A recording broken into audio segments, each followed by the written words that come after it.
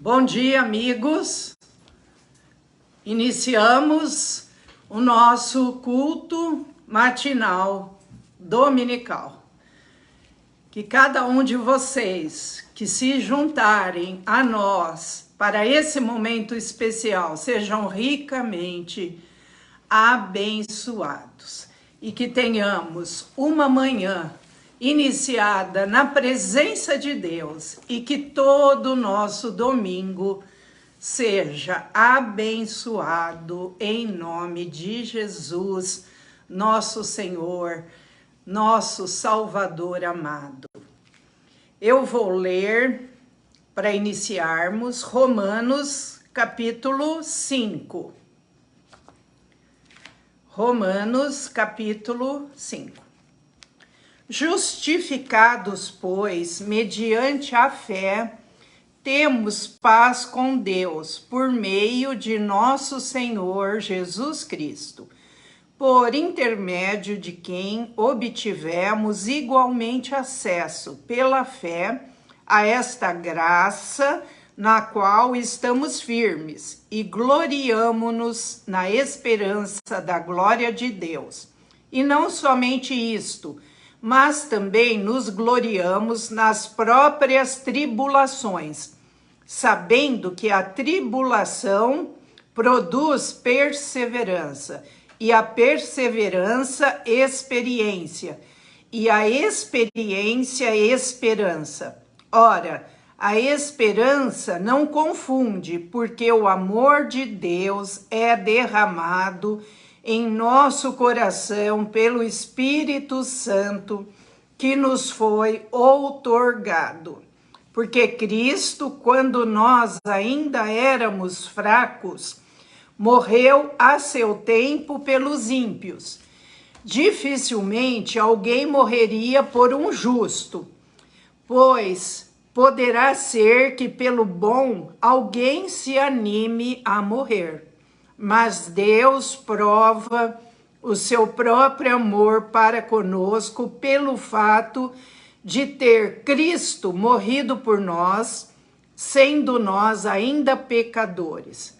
Logo, muito mais agora, sendo justificados pelo seu sangue, seremos por ele salvos da ira. Porque se nós, quando inimigos, fomos reconciliados com Deus mediante a morte do seu Filho, muito mais, estando já reconciliados, seremos salvos pela sua vida. E não apenas isto, mas também nos gloriamos em Deus, por nosso Senhor Jesus Cristo, por intermédio de quem recebemos agora a reconciliação. Portanto, assim como por um só homem entrou o pecado no mundo, e pelo pecado a morte, assim também a morte passou a todos os homens, porque todos pecaram. Porque até ao regime da lei havia pecado no mundo, mas o pecado não é levado em conta quando não há lei. Versículo 20. Sobreveio a lei para que avultasse a ofensa, mas onde abundou o pecado, superabundou a graça. A fim de que, como o pecado reinou pela morte, assim também reinasse a graça pela justiça para a vida eterna, mediante Jesus Cristo nosso Senhor. Eu vou estar cantando uma música, vamos ver se minha voz dá. Se em teu viver existe um vazio, e se não podes cantar como os que cantam para Jesus, não te detenhas, não chores, meu amigo. Cristo transforma as trevas em plena luz. Feliz serás se ao Senhor sua vida em prantos se findar. Feliz será se ao Senhor seu coração entregar.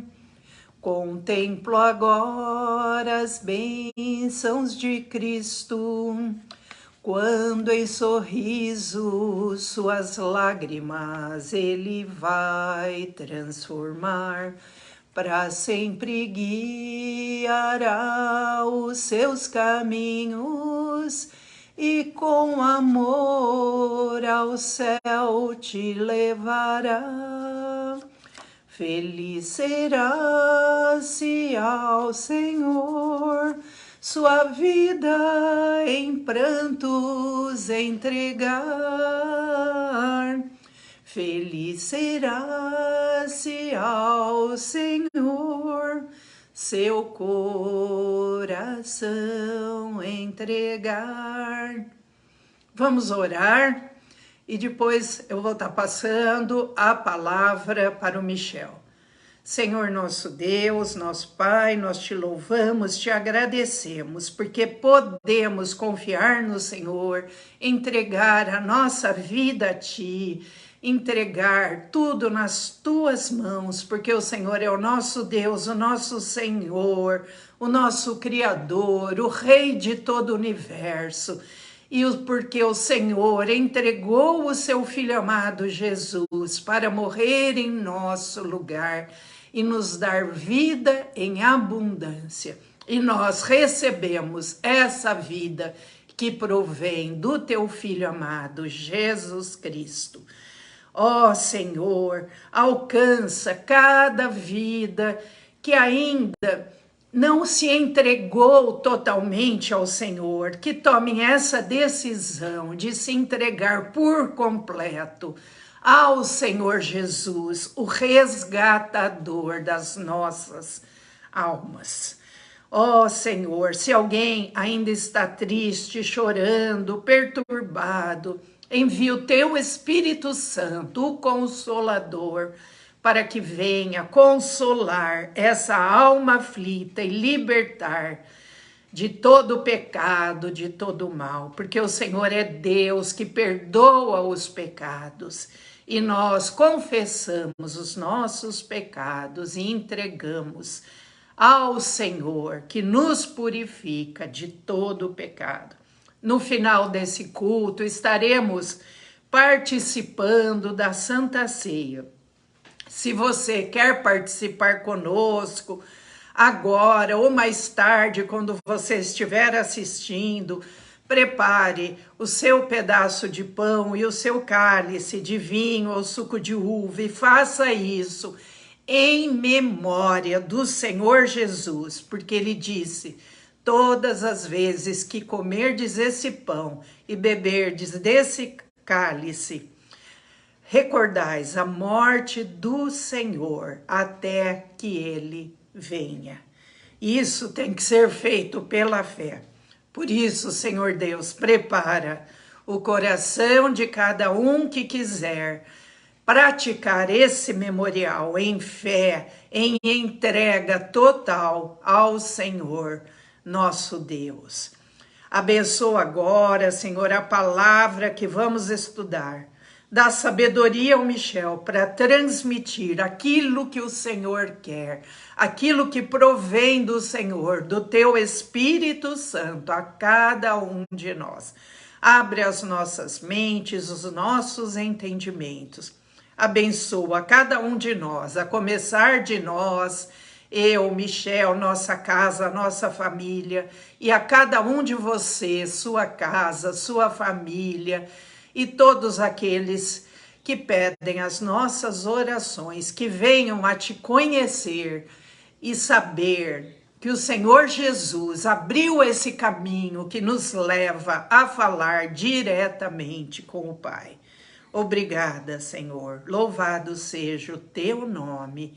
Amém. Amém.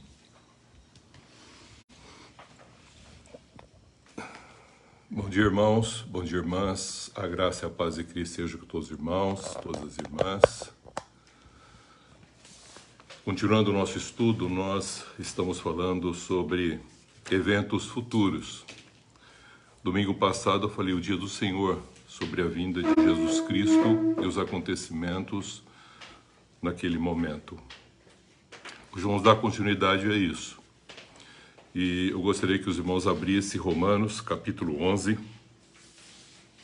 a partir do versículo 26. A palavra de Deus diz assim: porque não quero, irmãos, que ignoreis este mistério, para que não sejais presumidos em vós mesmos que veio o endurecimento em parte a Israel, até que haja entrada a plenitude dos gentios. Guarda bem isso. Até que haja entrada a plenitude dos gentios. E assim todo Israel será salvo, como está escrito: e virá de Sião o libertador, e apartará de Jacó as impiedades. Esta é a minha aliança com eles quando eu tirar os seus pecados. Quanto ao Evangelho, são eles inimigos por vossa causa, se referindo a nós, gentios. Quanto, porém, à eleição, amados por causa dos patriarcas, Abraão, Isaque, Jacó.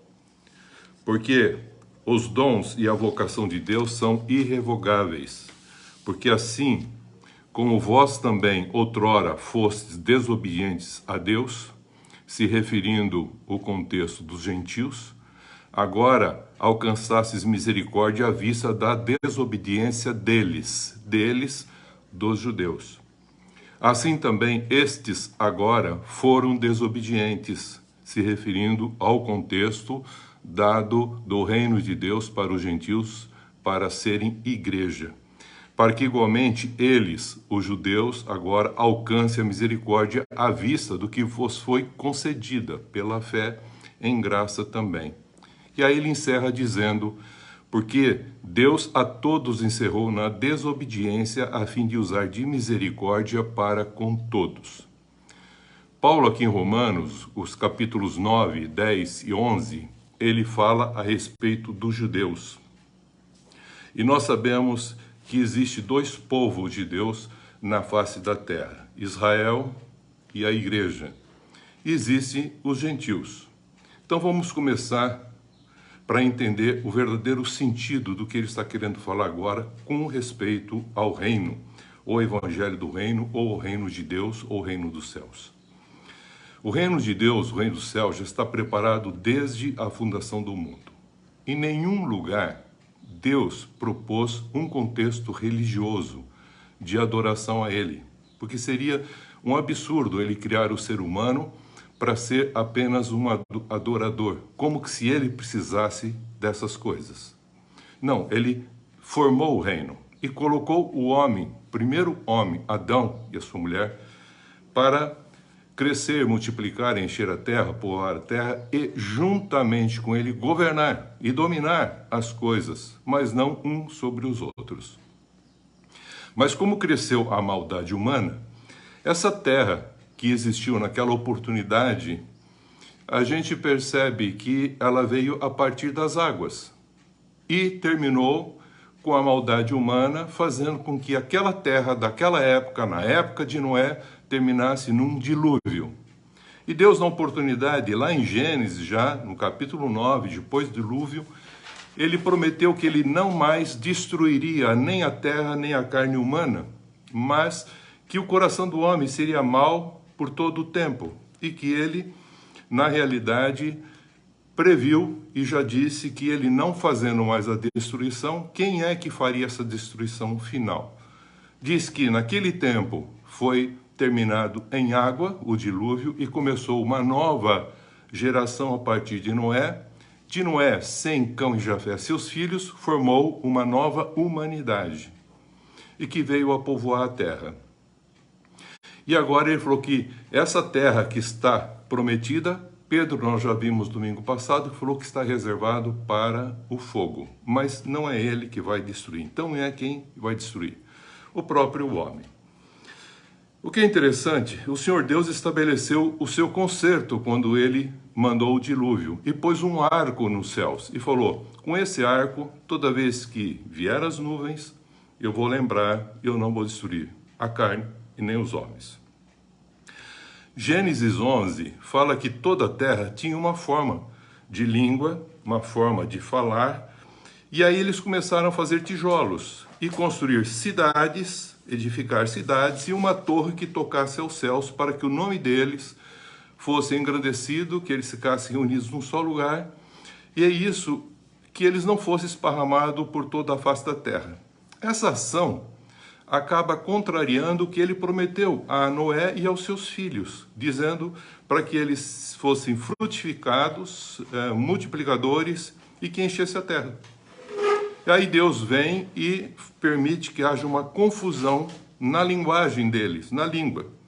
E eles param de edificar essa cidade, essa torre, e naquele momento esse local se chamou Babel. Babel é onde os homens começaram pela primeira vez a fazer fábrica de tijolos para edificar cidades, para edificar, crescer o seu nome, ter os seus direitos, e deixando de lado uma teocracia, e começaram a criar um regime próprio de dominar e ficar restrito e alcançar os céus independente de Deus. Da linhagem de Sem, que vem de Abrão, de Noé, que vem Sem, Cão e Jafé, vem Abraão.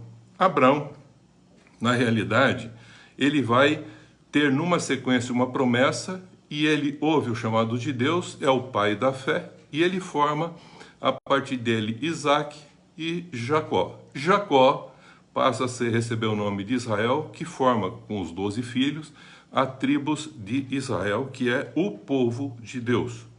Um reino de sacerdotes que Deus sempre quis e sempre almejou para que pudesse governar juntamente com ele a terra e que fosse a expressão desse povo, a expressão de Deus para os demais povos. Mas esse povo, na época de Samuel, rejeita a teocracia. Ele não quer ser um representante de Deus aqui para governar. E ele promulga a monarquia, uma independência para governar sem Deus. Vem o período dos reis e vem também os profetas, que vêm falar a respeito da vontade de Deus, dizendo: se vocês não guardarem o que Deus colocou quando os libertou do Egito, deu a lei, os mandamentos, se vocês não guardarem isso, porque isso redunda num contexto de amar a Deus e ao próximo, porque é uma expressão de amor, embora não houvesse uma revelação graciosa, mas já tinha a graça dada pela lei, diz que o povo de Israel, não ouvindo os profetas e não ouvindo o que eles estavam falando, eles falaram: virá o Messias, virá o libertador de Israel. Mas se vocês não obedecerem à vontade de Deus, vocês serão desterrados para o cativeiro. E eles foram levados para o cativeiro da Babilônia. Os profetas maiores e os menores advertiam o povo, falavam a respeito da condição deles, da religiosidade deles, do afastamento que eles estavam de Deus, a falta de um projeto, mas eles também falavam que viria o Messias, o Salvador, Cristo Jesus, que seria rei, sacerdote e profeta. Quando no desterro da Babilônia, Daniel, no capítulo 2, revela o sonho de Nabucodonosor, que ele teve um sonho, mas ele não lembrou, e perturbou isso muito ele. E ele era um rei que percebeu nesse sonho que tinha alguma coisa a respeito dos reinos. E ele fez com que alguém pudesse revelar para ele, e quem não revelasse seria morto. Daniel revelou o sonho para Nabucodonosor, não só o que ele sonhou, mas também o significado do sonho. Falou: olha, o senhor, Nabucodonosor, sonhou com uma grande estátua, em que a cabeça dela era de ouro, é o senhor, é o rei da Babilônia. Os ombros, os braços, Média e a Pérsia, seriam um outro reino que viria depois dos seus, os medos e os persas. Depois viria um outro reino, que é a Grécia, Alexandre o Grande, depois os seus generais. E depois ele revelou também que viria um império poderoso, forte, como o ferro, dente de ferro, que esmiuçava todas as coisas, que é o reino romano, ou Império Romano. Ele falou que nessa estrutura dessa estátua, do Império Romano, eram duas pernas que acabavam na porção dos pés e dos artelhos, dos dedos. E é uma mistura de ferro com barro. Isso significava que O barro, como de oleiro, era um contexto frágil humano e a parte de ferro era forte e de poder. Poder econômico, político, social, de guerra, tudo mais, bélico, cultural. E ele falou que essa estrutura era frágil e que nos dias desses reis do Império Romano, o Deus do céu manifestaria e destruiria e mandaria um reino, o quinto reino. Então nós temos descritos que viriam 4 reinos que viriam do mar, da terra, e que viria um quinto reino, que é o de Jesus Cristo, foi que ele instaurou, e que ele fala que o reino do céu seria instalado, e que veio para Jesus ser rei e governar todas as coisas e o universo. E esse reino não passaria para outro povo, seria do povo exclusivo de Deus. Seria o reino de Cristo, não passaria outro povo, esmiuçaria. Ele consumiria todos esses reinos anteriores, babilônico, medo-persa, grego e o romano, que tinham um domínio mundial e que esse reino cresceria e dominaria todo o universo. Então, Daniel falou, essa é a revelação, Nabucodonosor, e que há de ser depois de você, Babilônia. Virão esses reinos. E você viu, Nabucodonosor, que do monte foi cortada uma pedra, e que essa pedra, com não mão humana, rolou. E essa pedra que ele está se referindo foi a pedra que é Cristo, que os construtores rejeitaram. E ela veio e bateu nessa estrutura desse contexto do ferro, do Império Romano, do cobre, da Grécia, da prata, da Médio-Pérsia e do ouro, da Babilônia, os metais que eram formados essa estátua, e diz, é certo esse sonho e fiel à sua interpretação. O reino de nosso Senhor Jesus Cristo é o quinto reino que vai ter um domínio mundial, e ninguém sobre a terra terá o domínio sobre os demais povos como o reino de Deus. Daniel, ainda no capítulo 7, agora quem sonha é Daniel, que sonha e vê na realidade, subindo do mar, diferentes animais, que são bestas. E ele compara exatamente nesse seu sonho, essa revelação, chamando nesse primeiro animal, correspondente à Babilônia, leão, que tinha asas, que foram arrancadas, e que esse ser acabou se arrependendo e teve um coração transformado. Refere o período em que ele se encontrava na Babilônia, que ele explicou o sonho de Nabucodonosor sobre uma grande árvore, e que falou que ele seria cortado, mas que brotaria. Ele não acreditou, desrespeitou, e depois ele percebeu que ele entrou num processo depressivo. Passado um ano, passado um tempo, ele volta a restituir o seu reino. Então ele falou a respeito de quem? De Nabucodonosor. Depois ele fala que viria o urso, persa, que viria um semelhante a leopardo, a Grécia, e o quarto, que ele ficou muito curioso para saber e falou assim, eu quero uma revelação desse quarto. Animal assim, besta, uma besta fera, é o Império Romano. Ele falou que era uma revelação dele. E aí deram a revelação para ele e explicaram que esse reino também passaria. Aí o capítulo 8 segue, o capítulo 9 segue, falando a respeito desses reinos que viriam na sequência, que confrontariam Israel.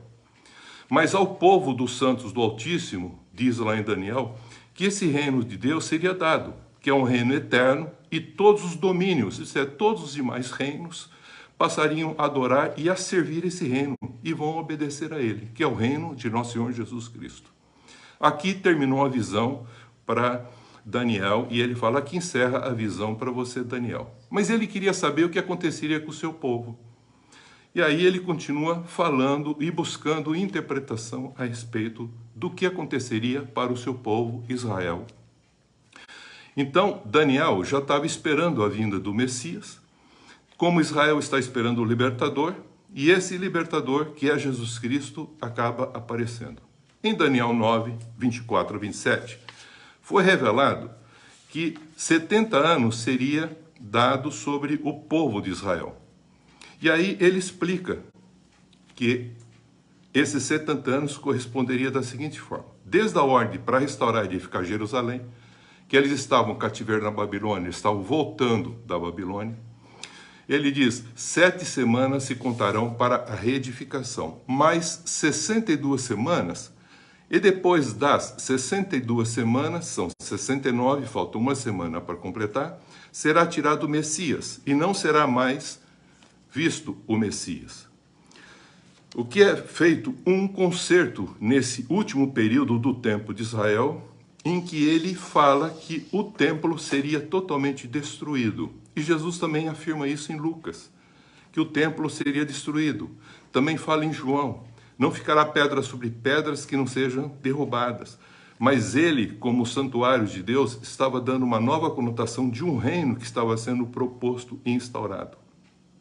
E aí ele fala, até que o tempo dos gentios se complete, um tempo, 2 tempos e metade de um tempo, Israel seria disperso por toda a terra e, enquanto isso, Daniel, ainda querendo entender, ele procura compreender depois os capítulos 10 e 11.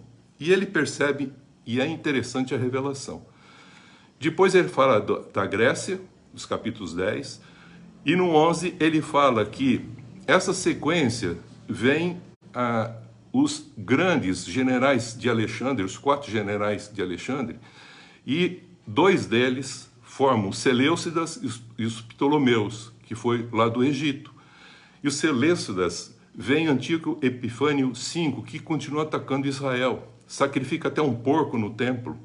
Mas ele fala muito mais também. Ele fala que depois o templo seria destruído. Isso aconteceu no ano 70. E todo o povo de Israel seria disperso. Isso acabou acontecendo em 135, dentro desse contexto do Império Romano. Então o Cristo nasceria nesse período do Império Romano e que o Império Romano passaria. E depois o povo que formaria a igreja daria continuidade nesse contexto desse reino, expressando esse reino por todas as pessoas. E ele falou que isso aconteceria depois de um tempo, 2 tempos e metade de um tempo, até que destruísse o poder do povo santo. Daniel 12, 11, para encerrar o pensamento de Daniel, muitos relacionam com o Apocalipse, não é apenas uma figura usada no Apocalipse, para nós entendermos a besta que está se referindo no Apocalipse, que nada mais é que a sequência desses reinos que vieram depois de Roma, lá no capítulo 12, capítulo 13. Daniel, no capítulo 12, 11, diz, desde o tempo em que o sacrifício for tirado e colocado a abominação desoladora, haverá 1290 dias. Época em que Jesus foi rejeitado. Esse 1290 dias vem o quê? O contexto da morte de Jesus e da sua ressurreição.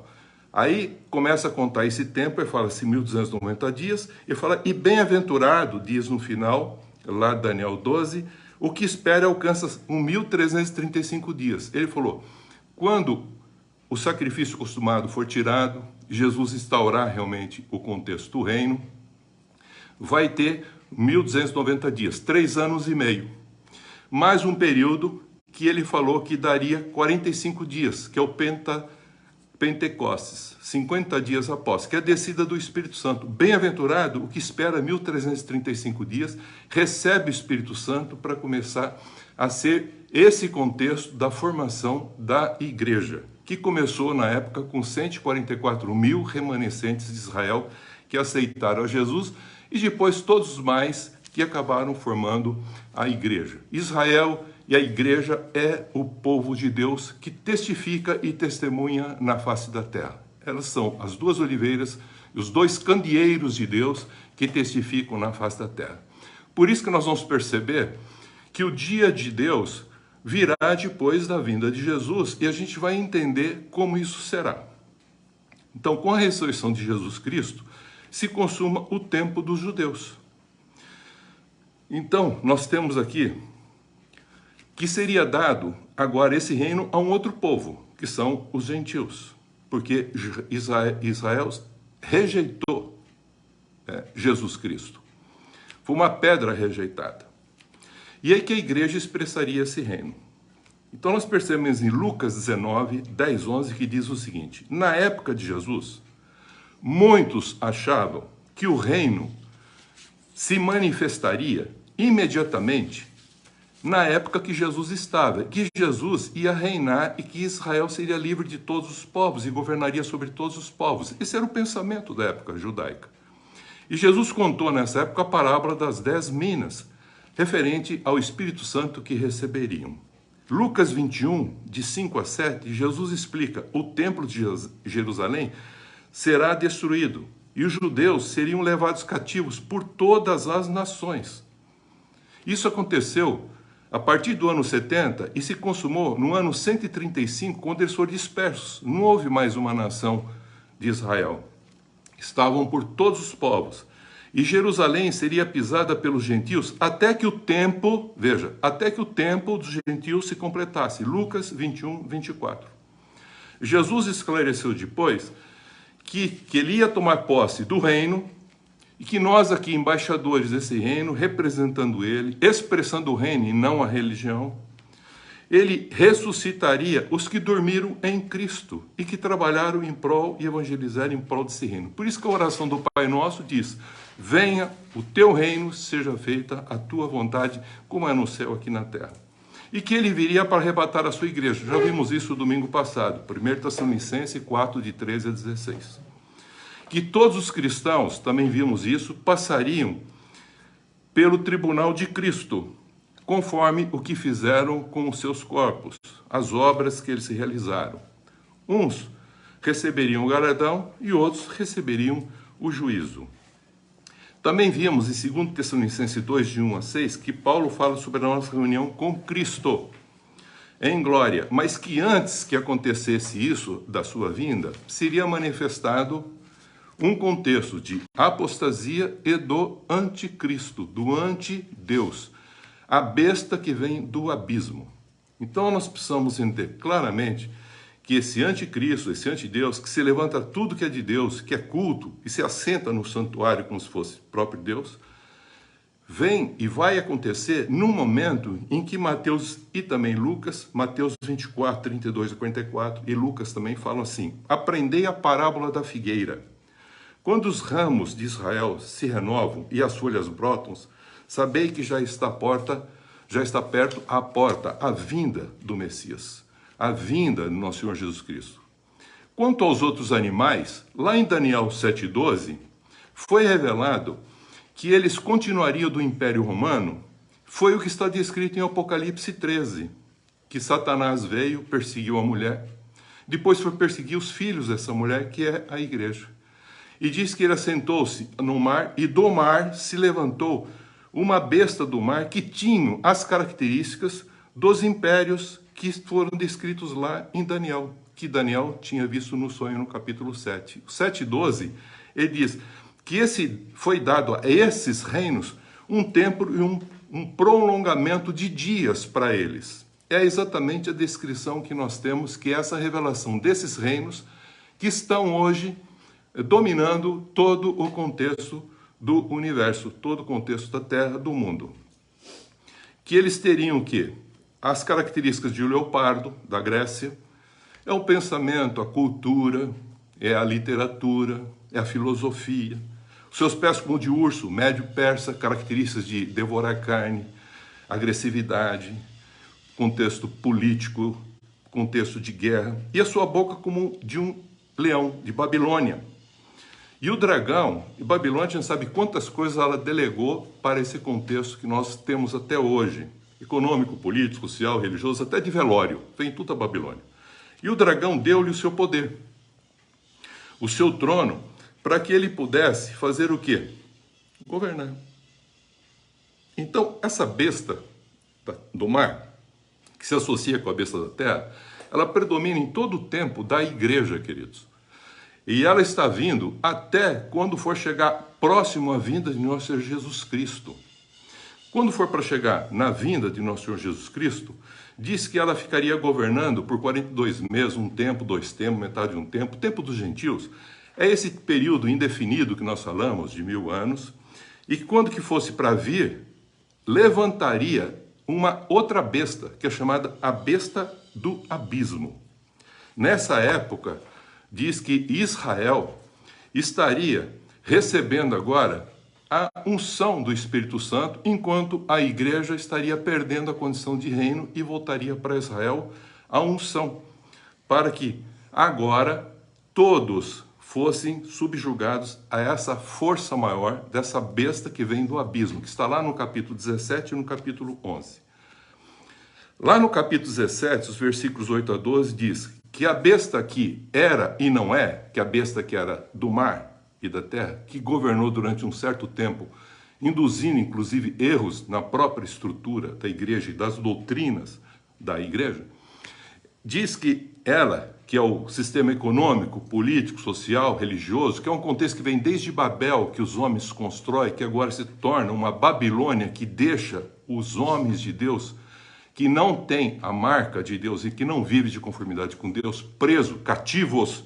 É esse o sentido de Babilônia que ele fala, que é o que os homens construíram. Construíram aqui na terra independente de Deus, para viver independente de Deus e alcançar os céus sem Deus.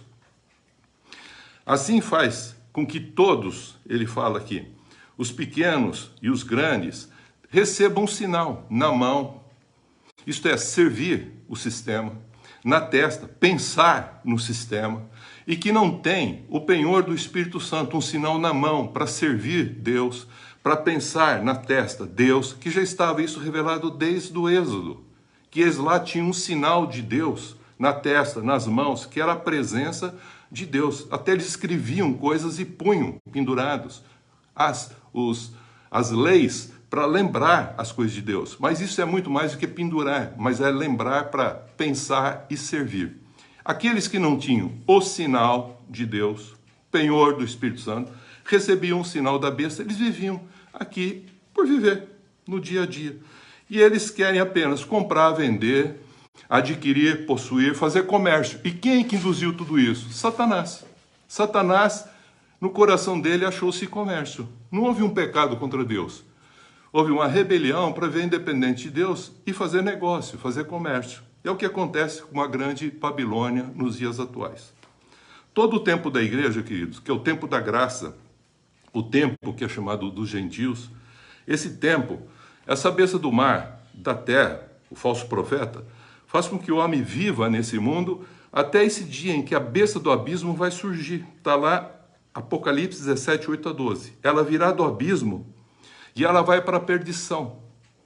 Mas isso só vai acontecer depois que fala no capítulo 11 do Apocalipse que as duas testemunhas de Deus, os dois candeeiros de Deus, candelabros de Deus, a luz de Deus, os que dão testemunho aqui na terra, Israel é a igreja, depois que eles terminarem o seu testemunho, então ela vai vencer, entre aspas, não é que ela vai vencer, será removido. E ao ser removido, aqui na terra vai ficar exatamente as pessoas que não quiseram fazer a vontade de Deus. Por isso que aqui em Romanos 11, eu chamei a atenção desse fato, porque fala que depois que diz aqui, Paulo fala o seguinte, Israel estava enxertado como um ramo na oliveira, Espírito Santo, Deus, presença de Deus, em comunhão com Deus. Não quiseram, foram quebrados. E no lugar deles foram colocados nós, ramos de zambujeiro, que não somos da oliveira verdadeira, que não viemos dos patriarcas, fomos enxertados nessa oliveira. E ele fala mais, Paulo fala em Romanos 11, 25, fala do segredo que veio endurecimento em parte a Israel. Endurecimento em parte a Israel. Não acabou Israel. Israel continuou no transcorrer da história. Em parte Israel. Até que a plenitude dos gentios haja entrado. E assim todo Israel será salvo. Então, é isso que é o fechamento. Então, a igreja não está fazendo a sua função. Israel não fez, a igreja foi enxertada. Agora, muito mais, eles que são os ramos verdadeiros da oliveira vão ser enxertados. E ele falou, que maravilhoso será esse dia quando eles também aceitarem e a glória de Deus acontecerá. Lucas fala sobre a vinda do Filho do Homem. Ele diz assim, no céu, presta atenção nisso, querido, no céu haverá sinais no sol, na lua e nas estrelas. Na terra, angústias das nações andarão perplexas pelo bramido do mar. Bramido do mar significa tribos, línguas, povos, nações, multidões de povos e de ondas. Multidões de povos se movimentando de um lado para o outro, correndo de um lado para o outro. Ele falou, será assim. E homens desmaiarão de terror, porque os poderes do céu serão abalados.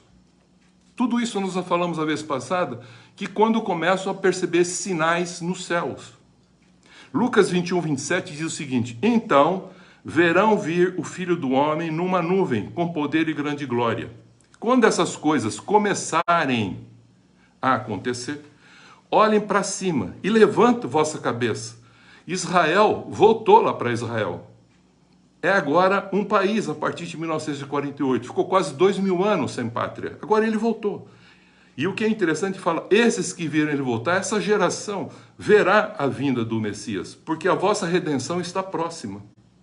Lucas 21, versículo 29, diz o seguinte, Jesus conta a parábola da figueira que brota, e manda olhar para a figueira e para todas as árvores do campo.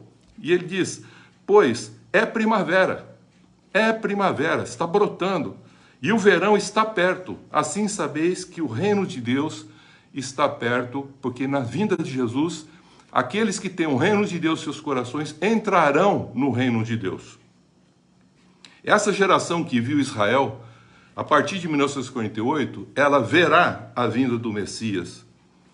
E ele espera que todos esses estejam de pé na presença do Filho do Homem, cheio de graça. Nesse tempo de graça que nós estamos vivendo, em que o mal não está presente, agindo, mas as bestas estão agindo. Assim é o tempo dos gentios, que se completa com a primeira ressurreição. E o Espírito Santo agora plenifica a Israel. E Israel e a igreja se tornam agora os elementos que testificam, a partir de Jesus, sobre a continuidade da história humana. Aí vem o dia de Deus. Quando virá o dia de Deus? Quando se completarem. Completarem o quê? Completarem o testemunho tanto dos gentios quanto do de Israel. Quando completar esse dia, diz que vem sobre todos que não deram crédito à verdade e os que se deleitaram com a injustiça. Está lá em 2 Tessalonicenses, capítulo 2, 12. Aí em Apocalipse 19, 17, diz que o céu é aberto. Aí revela Jesus glorificado, o Verbo de Deus, o Rei dos Reis, Senhor dos Senhores. Nesse momento, Satanás vai se levantar, porque toda vez que aparece Jesus, Satanás aparece também no contexto da história humana. Satanás se levanta contra Deus e quanto tudo que se chama Deus, juntamente com a besta que vem do abismo e o falso profeta, e eles fazem com que, secando o Eufrates, diz lá em Apocalipse 16, vai secar o rio Eufrates e vai preparar o caminho dos reis que vem do Oriente. E diz, e da boca do dragão, da besta que vem do abismo e da boca do falso profeta, ele diz, saíram 3 espíritos imundos que são demônios que fazem prodígios. Eles vão ao encontro dos reis de todo o mundo para congregar para a batalha naquele grande dia de Deus Todo-Poderoso. Será o que é descrito no contexto do Armagedon. Lá no capítulo 16 diz assim, bem-aventurados que vigiam e guardam as suas vestes, para que não ande nu e não veja sua vergonha. E aí, antes de derramar a 7ª taça no ar, acontece algo que é muito interessante no contexto da história humana. Apocalipse 17. A besta que era e não é, a besta da terra, do mar, que era e não é, ela precisa ser 3, ela precisa ser trina. Ela vem do abismo. E juntamente com Satanás, eles vão fazer cercar o povo de Deus, a terra, o lugar da terra prometida, Israel, para tentar destruir.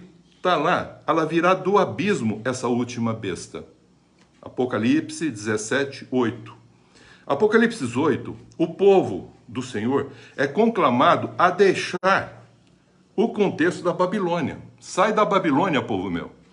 Sai desse contexto que os homens construíram, onde está existindo, nem mais a moeda existe, existem as criptomoedas, daqui um pouco não vai existir mais nada real, vai ser tudo virtual, daqui um pouquinho não vai existir mais nada. Então vai acabar o poder econômico, político, social, religioso, econômico, cultural, bélico, tudo vai acabar. A vida saudável vai acabar na face da terra, porque a iniquidade vai predominar. Deus vai permitir que haja uma destruição, agora quem vai destruir não é mais ele, são os próprios homens.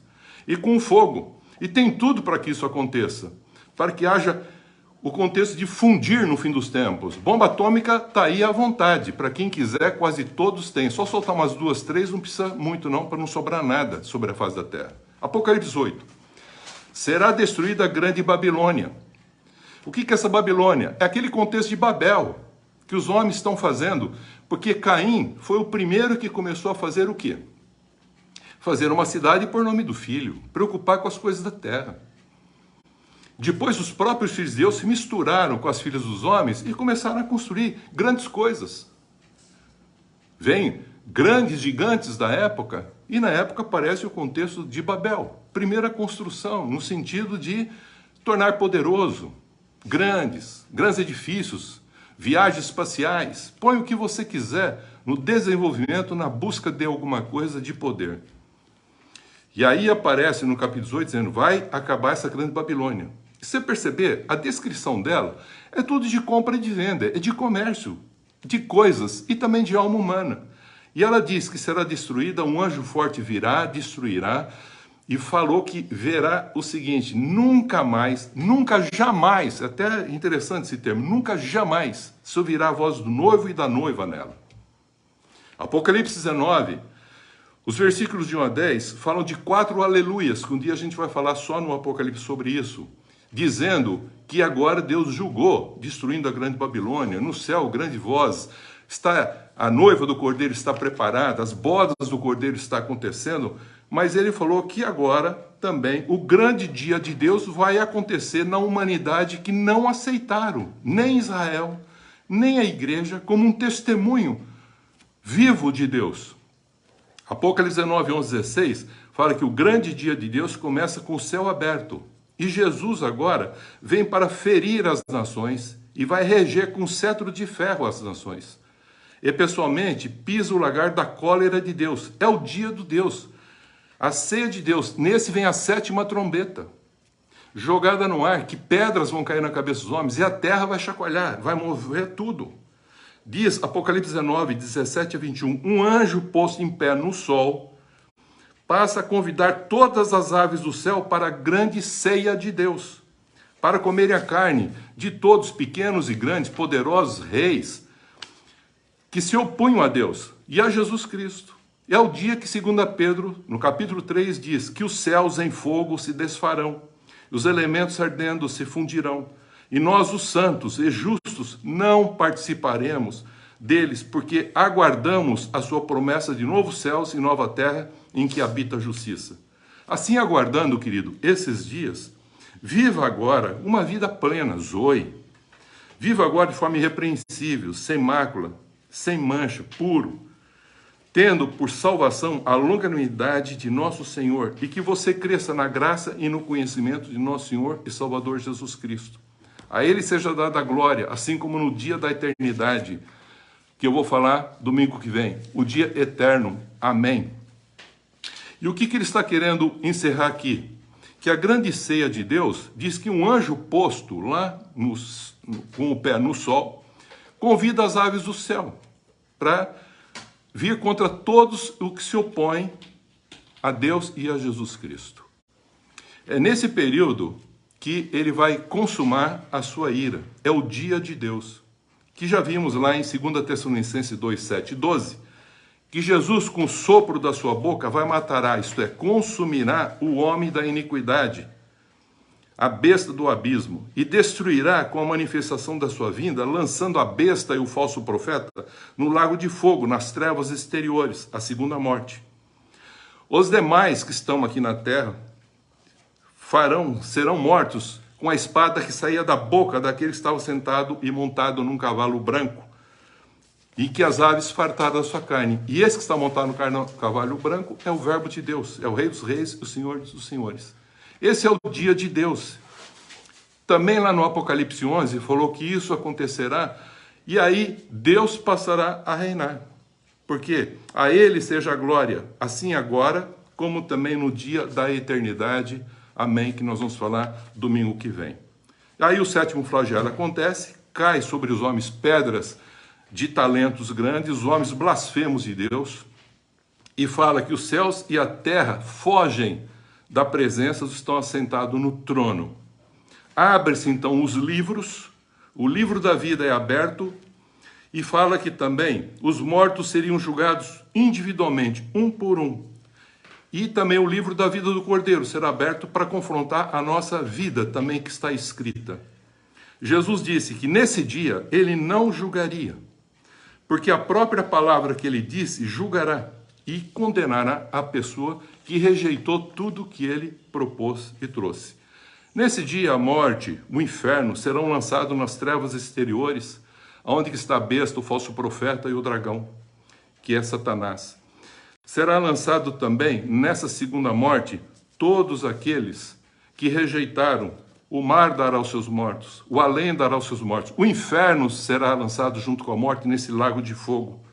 Não haverá mais morte.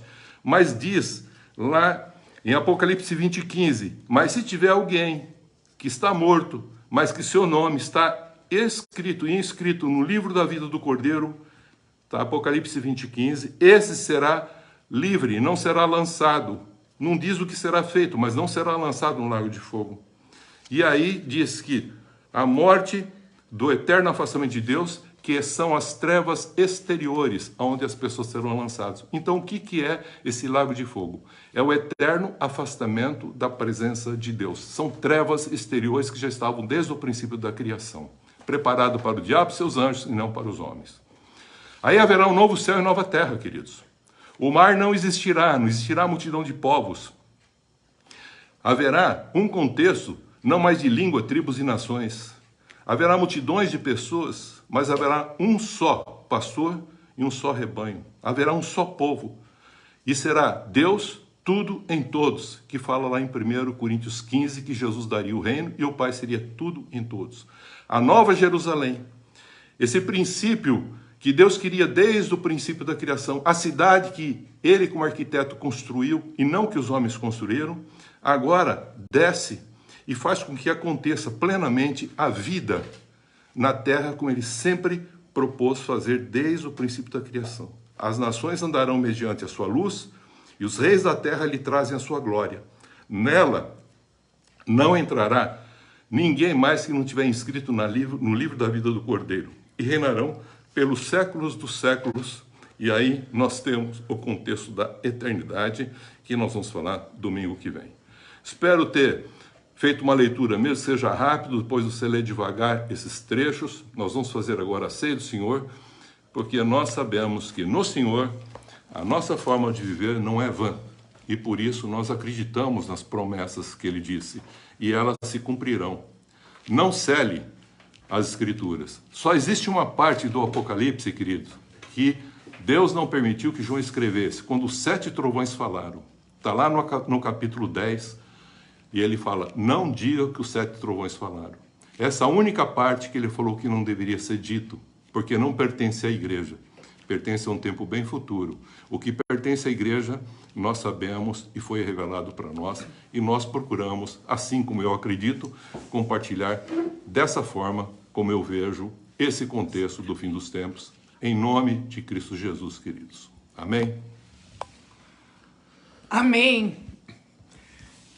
Não fiquem exasperados se vocês não conseguiram pegar a maioria, mas ele deu realmente uma visão total. Então, para quem já estuda a Bíblia, já se aprofunda, consegue, como eu, já consegui pegar essa visão. Mas, se você não conseguiu pegar, não fique exasperado. Agora, em agosto, eu vou começar um estudo bíblico e eu vou destrinchar tudo isso aí. E cada semana eu vou escrever um resumo, né, de cada estudo que eu vou dar. E vou publicar aí no Facebook. Então, vocês me acompanhem, que aí vocês vão vendo mais devagar. Tudo isso que foi falado aqui eu vou pegar e vou dar uma destrinchada e vou escrever. E vocês leem e não se preocupem. Se você entreguem-se totalmente a Jesus.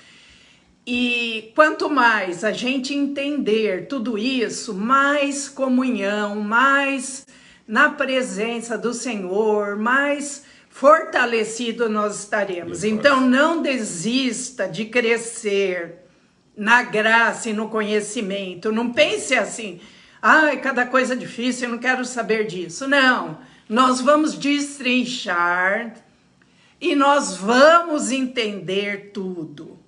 Porque Deus quer que todos cheguem ao pleno conhecimento Amém.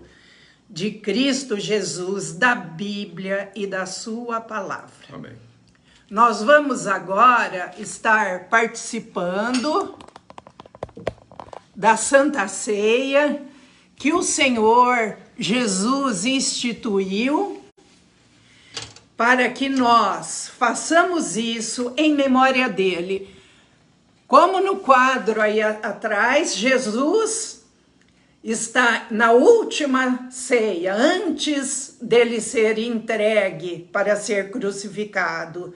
E ele falou, esta é a ceia do Senhor, fazei isso em memória de mim. Todas as vezes que comerdes esse pão e beberdes esse cálice, anunciais a morte do Senhor até que ele venha. E como nós vimos no estudo, a vinda de Jesus está próxima, porque tudo está se consumando. Se você nasceu depois de 1948, em 2028 será 80 anos. Não sei se uma geração é 80, hoje em dia 90, ou 100, ou 120, mas nessa geração será a vinda de Jesus. Depois que a figueira brotou, Israel voltou em 1948. Então, não vamos desanimar.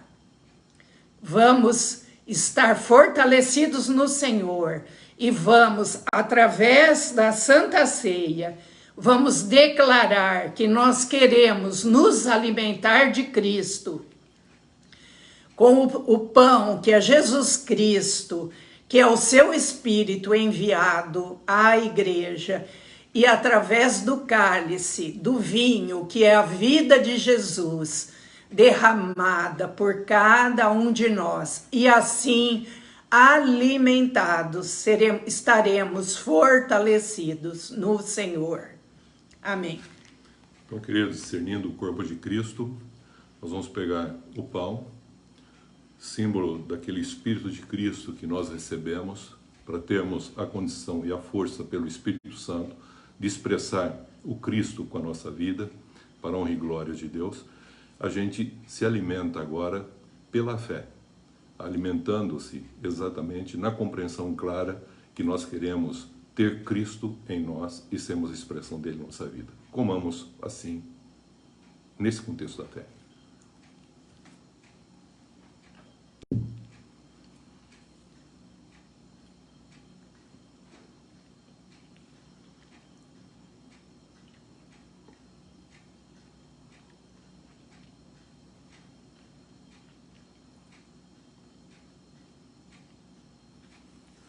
Alimentados com o Espírito de Cristo, ele também tomou o cálice e disse: esse é o cálice da nova aliança, derramado meu sangue em favor de muitos, para a remissão dos pecados, para que tenham uma vida e um poder de vida zoe, ele pôs a vida eterna. Façamos isso em memória da sua morte e também da sua ressurreição, em nome de Jesus Cristo. Bebamos pela fé.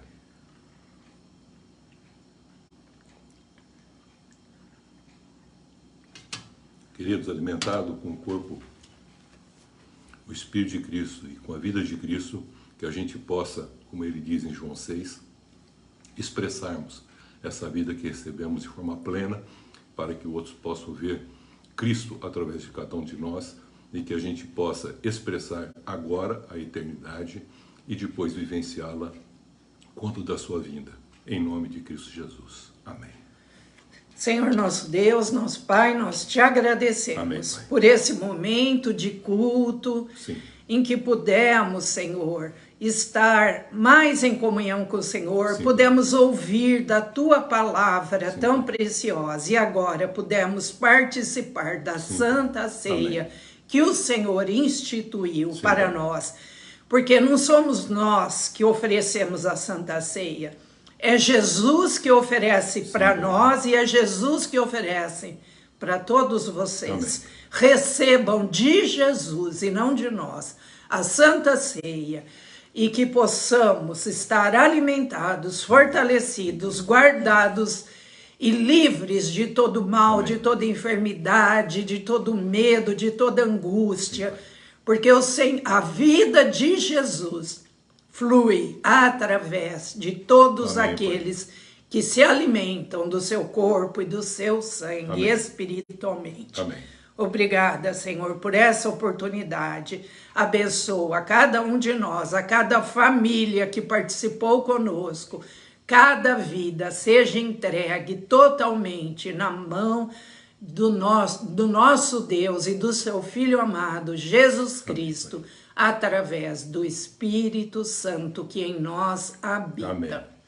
Amém. Nós iniciamos esta semana Nós iniciamos essa semana, e tomamos posse tomamos posse para nossas das vidas, nossas vidas, nossas famílias, nossas famílias, nossos trabalhos, nossos trabalhos, de uma semana de de uma bênçãos, semana de bênçãos, uma semana de uma vitórias, semana de vitória, sempre confiantes nas promessas de Deus. sempre confiantes nas promessas de Deus. E rejeitamos toda a obra maligna contra nós. E rejeitamos toda obra maligna contra nós. E que não sejamos usados pelo mal. E que não sejamos usados pelo mal. Em nome do Em Pai, nome do Pai, do Filho, do Filho e do Espírito e Santo. do Espírito Santo. Amém. Amém. Deus abençoe a todos. Amém.